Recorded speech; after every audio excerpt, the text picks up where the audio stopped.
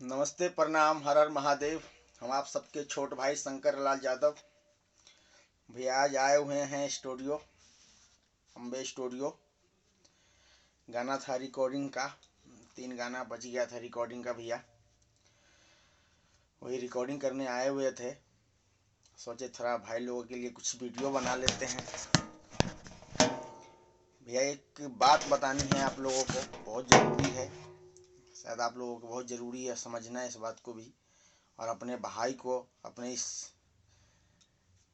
जो भी समझते हैं, भाई, दोस्त, बेटा, भतीजा, जो भी समझते हैं, इसको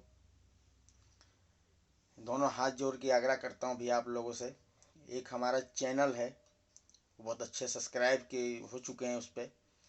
उससे बस गाना वाना सब रिलीज हो रहा है, हमारा भी हो रहा है, और भी सिंगर के हो रहे हैं गाना रिलीज। अंश अंकुश म्यूजिक, उस पर आप लोग आइए, यूट्यूब पे सर्च मारिए, उसको सब्सक्राइब कीजिए, उसके गाना सुनिए और कमेंट कीजिए कैसा लगा आपको ये गाना। और कमेंट करके बताएं जो हमारा गाना और भी सिंगर के उस पर गाना आते हैं, कैसा लगा उनका गाना, कमेंट में बताएं हमें, जो हम और भी अच्छे से अच्छे आवाज़ निकाल के, अच्छे से अच्छे गाना निकाल के, बहुत अच्छे अच्छे गाना गाएं हम भी। भाई आप लोगों को बताने की ज़रूरत है भैया।